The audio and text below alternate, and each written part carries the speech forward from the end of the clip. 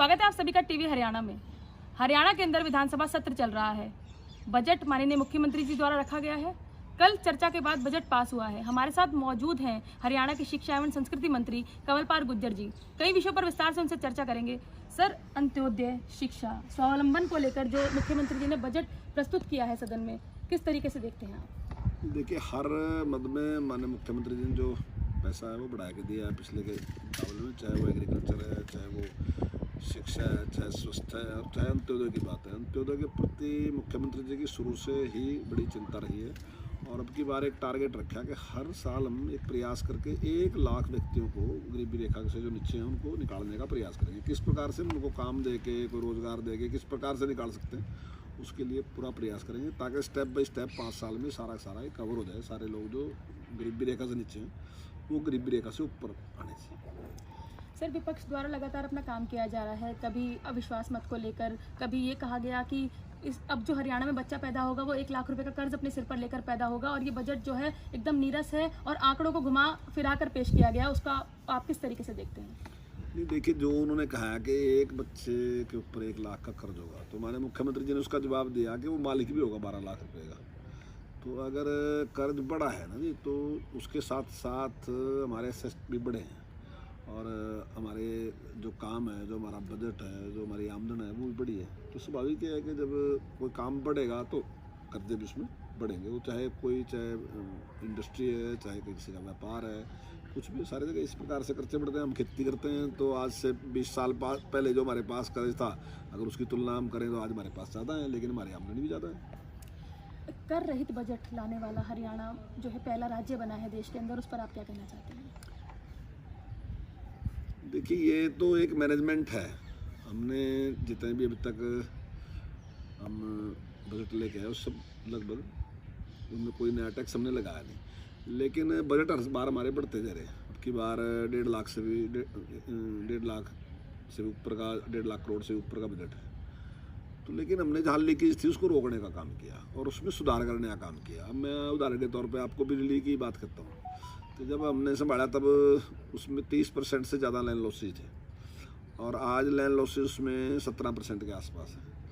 तो जहाँ ये बहुत बड़ा घाटे की चीज़ थी तो आज वो प्रॉफिट की चली गई। आज 650 करोड़ रुपए के करीब हमें उसमें प्रॉफिट है और हम 5000 से भी ज़्यादा गाँव में से 24 घंटे बिजली, तो बिजली भी हम ज़्यादा दे रहे और हमें थोड़ा उसमें लाभ भी रहा, उसमें कमाई भी रही।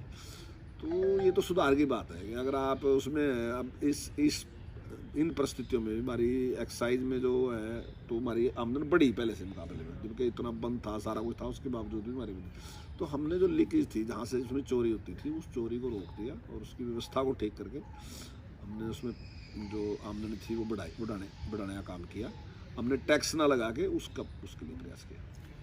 कोविड की जो परिस्थिति है इस वक्त देश में देखी जा रही है, आज माननीय प्रधानमंत्री जी ने भी मुख्यमंत्रियों के साथ बैठक करी है और ये कहा गया कि बिल्कुल भी ढिलाई ना बरती जाए और कल सदन में भी ये फैसला किया गया है कि 1057 जो स्कूल हैं हरियाणा प्रदेश के अंदर उनको बंद करके मर्ज किया जाएगा।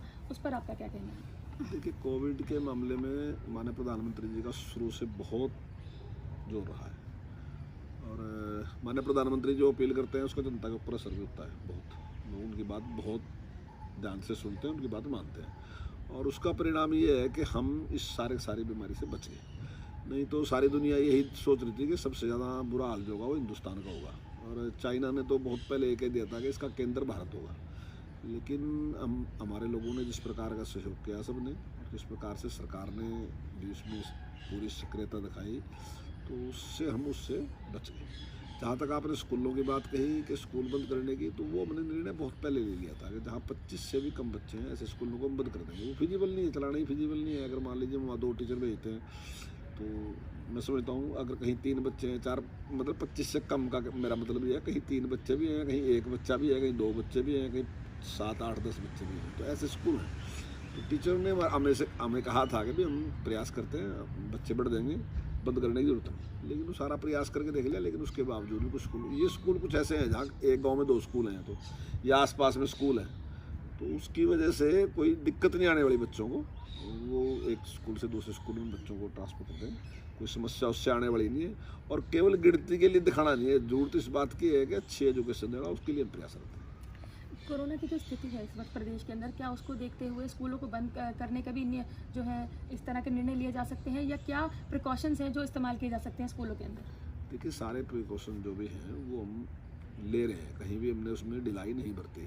जितने बच्चे आते हैं सबका हम टेम्परेचर चेक करते हैं और जो सब दूरी है सब नियमों का पालन करते हैं। अभी तक कुछ बच्चे हमारे पास ऐसे हैं जिनका टेम्परेचर ज़्यादा था, हमने टेम्परेचर चेक किया, उनका बढ़िया टेम्परेचर था, हमने उन बच्चों को वापस भेज दिया। उनके अभिभावक जो थे उनको जानकारी दी इसकी, सीएमओ को हमने उसकी जानकारी दी। लेकिन टेम्परेचर ज़्यादा होने का मतलब कोरोना बिल्कुल नहीं होता है। लेकिन वो जो आपने प्रिकॉशन की बात कही वही हमने उसका ही उपयोग करते हैं, हमने उसका ध्यान रखा कि कहीं इस प्रकार का कोई खतरा ना हो। और जहाँ तक जिस प्रकार से पूरे देश में इस प्रकार की एक बात है रही कि कोरोना दोबारा से बढ़ रहा, तो मैं आपके चैनल के माध्यम से कहना चाहता हूँ कि अगर हमें दृष्टि भर भी ऐसा लगता है कि कोई खतरा है तो स्कूल बंद करने में कोई देर नहीं होगी, तुरंत उसका निर्णय लेंगे, क्योंकि बच्चों का स्वास्थ्य हमारे लिए ज़्यादा महत्वपूर्ण है, तो उसमें कोई देरी नहीं करेंगे।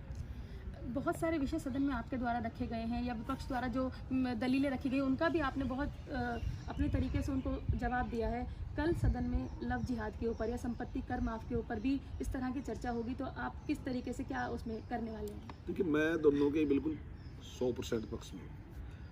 लव जिहाद भी है जो एक बिल्कुल धोखा है बिल्कुल। अगर मान लीजिए आप इस प्रकार का करते हैं, कोई बच्ची है और उसको आपका पता ही नहीं है कि आपका मजहब क्या है क्या नहीं है, और आपको उसके साथ धोखा दे के शादी करते हैं या आप कोई लालच दे के शादी करते हैं, ये बिल्कुल गलत और गैर कानूनी है। ऐसे लोगों के खिलाफ सख्त सजा उनको होनी चाहिए, तो मैं उसके पक्ष में हूँ। और अगर कोई जरूरत होगी तो बात रखेंगे तो निश्चित तौर से उसका जवाब देंगे। जहाँ तक प्रॉपर्टी की बात है, अगर प्रॉपर्टी में कोई भी तोड़ फोड़ होती है, जो प्रॉपर्टी है सरकार की संपत्ति है, वो जनता की संपत्ति है। सरकारें तो आनी जानी चीज़ है, आज सरकार एक है, कल सरकार दूसरी है, परसों सरकार तीसरी है, आदमी आना जाना है, तो सरकारें तो कहाँ से स्थायी होंगी। लेकिन जो संपत्ति है वो जनता की संपत्ति है, तो उसको कोई नुकसान नहीं होना चाहिए। मेरा मानना है कि एक आधार में एक आदमी ऐसा है जो सरकारी संपत्ति को नुकसान कर सकता है, 999 बिल्कुल नहीं करने वाले हैं, तो एक आदमी का क्यों वो करें? एक आदमी को उसकी सज़ा मिलनी चाहिए, क्यों वो 999 की संपत्ति को तोड़ दे? तो अगर ऐसा सख्त कानून होगा कि हम उससे उसको रिकवर करेंगे, तो मैं समझता हूँ कि फिर वो जो एक है वो भी 1000 बार सोचेगा कि अगर मैंने ऐसा कर दिया तो इसके परिणाम मुझे भुगतने पड़े। तो सख्त कानून होना ही चाहिए इसमें। मैं समझता हूँ कि पूरी जनता इसके पक्ष में है, क्योंकि चीज़ जनता की है। बहुत बहुत धन्यवाद। तो ये थे शिक्षा मंत्री कंवरपाल गुर्जर, जिन्होंने कई विषयों पर अपने सुझाव रखे हैं, चाहे वो लव जिहाद का हो, चाहे वो संपत्ति कर पर हो, चाहे वो मुख्यमंत्री द्वारा रखे हुए बजट को हो। टीवी हरियाणा के लिए खुशबू नैब, चंडीगढ़। आ जाओ सरकार।